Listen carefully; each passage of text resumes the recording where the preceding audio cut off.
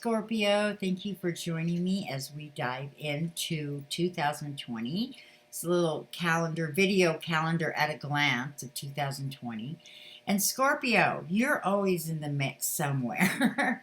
You're one of our most dominant and prominent signs of the zodiac. And without you, we just don't deal in any truth. We would all be just scattered, and you bring the truth, even when it's difficult. And this last end of this year, 2019, we've had a lot of energy in Scorpio. Venus, Mercury, and now Mars is in Scorpio, almost at the tail end. So what is happening in your life right now? What has this done? For a lot of Scorpios, you guys are rising up. You're coming out. You're saying, wait a minute, I'm not going to be behind the scene and miss out on the action here.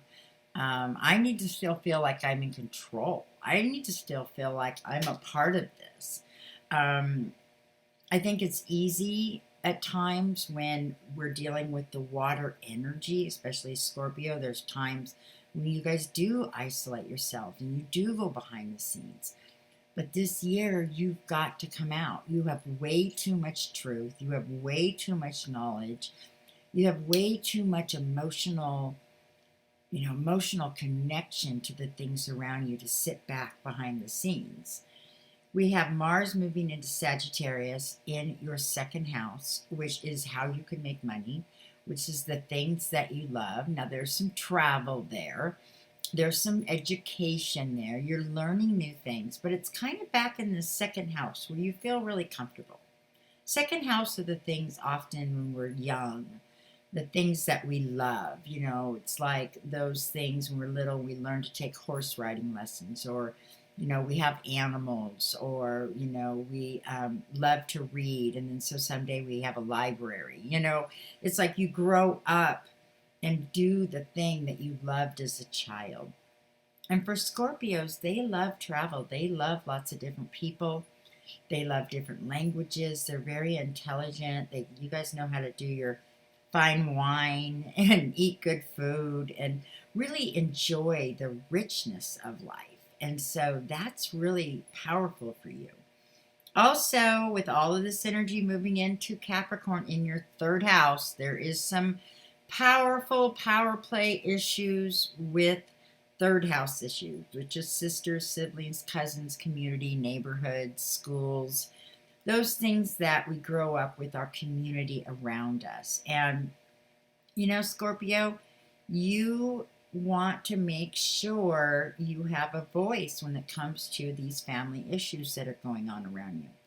You may have felt like you've lost your voice. And sometimes we can blow things up or hurt things in such a way that we never quite are able to gain that control again over it. But then again, is that control really healthy for us? A lot of times we have to let go of things we can't control. And we also have to look at our intention. Why are we trying to control something? What is the reason? Is it something that is because we're afraid? Is it because, we're afraid of being hurt, so we hang on to control? What are the reasons? We kind of have to look at those things, because if the reason is trying to control something that you really can't ever control, then it's a lot of time and energy spent in that situation that ultimately isn't something that's even feasible for anybody to do. So it's looking at some deep issues right now. That's what all this Scorpio energy in your first house has had you do, is kind of have to bring these issues to the light, to rise up and go, what is my fears? What have I lost control of? Can I fix it? Should I fix it? Those are some of the big questions. With Uranus and Taurus, which is your opposing sign, which is your relationships have been all over the place. They're trying to find that stability, but it's really hard sometimes to take that earth energy of Taurus and the emotional energy of Scorpio and find that balance. That Taurus can bring you more stable, emotionally stable, and you can bring more emotional awareness to them.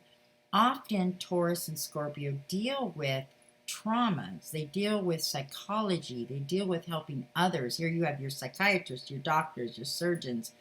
On Taurus's side, counselors, and they work together, but there's a different feel. Scorpio is able to go down really deep. And with all this energy at the end of the year in Scorpio, it really can also bring on an extreme hypersensitivity or extreme awareness or extreme, reaction to things that you feel like you're losing control over. Or maybe you're feeling that you're, needing to really focus and take a powerful position. And the question is, again, look at the intentions, look at where the fears are coming from. We have to be able to look at our own triggers. And Scorpio is often able to see, you guys are able to see what other people need to see that can't see. But the harder part is being able to see for yourself. And once you guys do that, you are the most beautiful souls. You are the phoenix, you are the eagle. You are the one that everybody comes to when you can speak just that raw truth. It's so refreshing to just talk to a Scorpio that just puts it out there and can kind of laugh about it at the same time. I mean, there's a real refreshing feeling to be able to just go, can we just deal in the truth? And you guys have that ability, and you need to keep sharing that in ways that are loving and productive and helpful, because otherwise you can also, do the most damage and often not even realize it. And it's just encouraging you guys to really pay attention because of this Uranus transit opposing your sign for the next 7 years. You want to stay in harmony with those shifts and changes and be right there with it. So that's really important. The North Node will move into your 8th house in Gemini. Okay, Scorpio, you're dealing with some family issues. You're dealing with some siblings. You're probably dealing with issues behind the scenes, maybe some traumatic stuff, maybe some hurt feelings. With Gemini there's this kind of love-hate thing going on. There's this even some gossip and talking about, and again, that feeling of losing control. Sometimes there can be discussions happening that end up hurting people's feelings because, you're talking behind my back, and, you said this, and it's like an arrow in my heart. It's real intense stuff. And Gemini can be kind of quick and witty, or quick to the point. And so with the North Node there, it's going to be fueling that. And so really it's important, having this Gemini energy there to kind of weigh things out, to really look at what's in the best interest, and, being careful of shifts and moods and swings and people triggering you within your family. This could be in-laws as well, or, daughters, family, just the behind the scenes stuff. So, Scorpio, this is a hard place for you because it is your 8th house, and because it's the place where you do communicate. You're quiet in your 1st house, but in your 8th house, that's when you talk about these deep, dark things.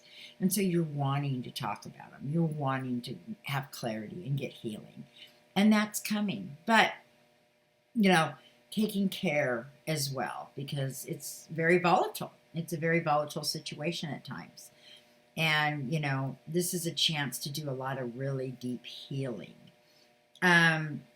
This summer, Mars will be in Pisces. That'll be your 5th house. Also, Mars will be in Aquarius. So that'll hit your 4th house. Then it'll hit your 5th house in Pisces. So your 4th and 5th house, that's your home and your children. There's a lot of Mars energy around that. So what's going on in your home right now, or in homes around you? There's probably a lot of getting together and coming and going and quick little visits. That's kind of Aquarius in the 4th house. There'll probably be more of that. Sometimes that energy can be hard because there's also a detachment. So, you want to make sure your home is a place that you still feel like, you have that realness, that you're not just going through the motions or detaching too much from your home. The fifth house in Pisces, your children. I'm telling everybody this summer, plan a vacation to the beach, plan a vacation to Hawaii, or do something around the ocean, because there's really some neat messages as we get near the water with Mars in Pisces this summer. There can also be some deception there, delusion, manipulation, situations like that in relationships, being your fifth house, your kids. You might feel like you're losing control of something, or, you know, Pisces is kind of this weird illusion. You know, you go to grab it and it's gone, you know, or you put your hands out and then it lands. You know, it's like you can't control that energy. So it's another fellow water sign, Scorpio. So the good news is you know how to vibe with the Pisces energy, but the Scorpio can tend to have a little more of a grasp, want to hold on, and Pisces is just like a fish. You can't hold that fish, right? So that's the kind of energy you're working with right there within your family. Yeah, and then Venus will be in Leo in September, and then in Virgo, and then Libra at the end of the year. And that's your 10th, 11th, and 12th house. So your career, you're coming out. You know, Scorpios are coming out now from behind the scenes. And you guys are tough. You guys are strong. You know what the deal is. You know what your intention is. You know, again, we all have to look at our intentions before we speak, because there's just a lot of family issues around you. And it's very highly volatile and sensitive, I see this year. And it's not to, you know, scare you. This can go in a really good direction because you're a leader. And with Leo in your 10th house, you can actually bring a whole group together. You can actually bring stuff together and encourage it and say, hey, you know, we're really important. We don't want to miss out on these relationships. You could go either way. But with Venus there in your 10th house, whatever you do, it's going to come out. The sun will reveal it, right?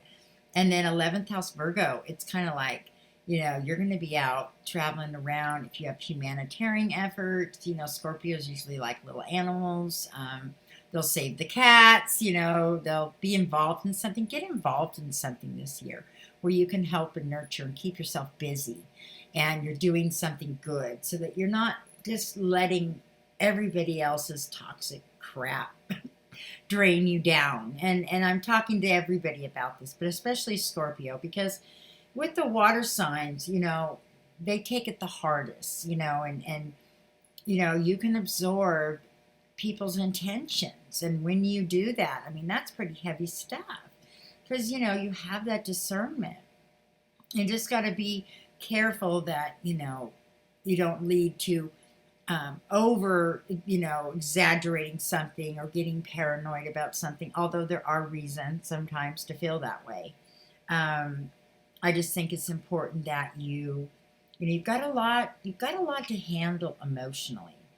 But you've kind of really, what's happening right now in December is already setting up the stuff you're working on right now. So now you have a chance throughout the year to work on it, make it better, to grow from it, to get out of the heaviness of it. So that's good. Yeah, I'm just looking here. You've got a lot of energy going in different directions.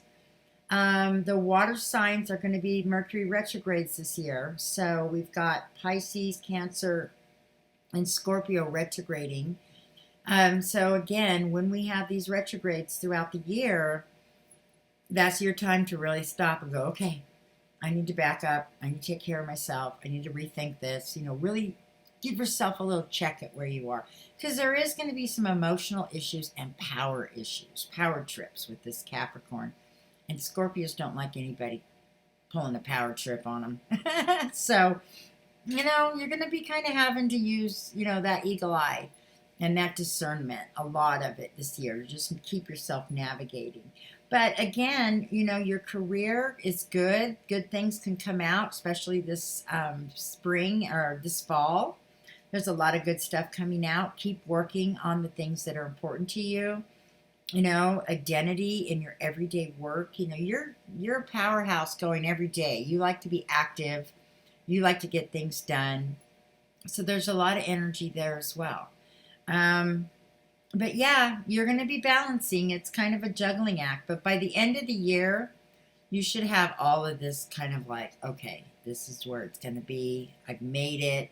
This is what's balanced. This is what I have. I've worked really hard to maintain myself, take care of myself, and, you know, be careful and be cautious and not put myself in situations that are going to really drag me down. You have the power to really keep all that in balance more than any other sign. Okay, so anyway, Scorpio, thank you for joining me, and I hope you the best 2020.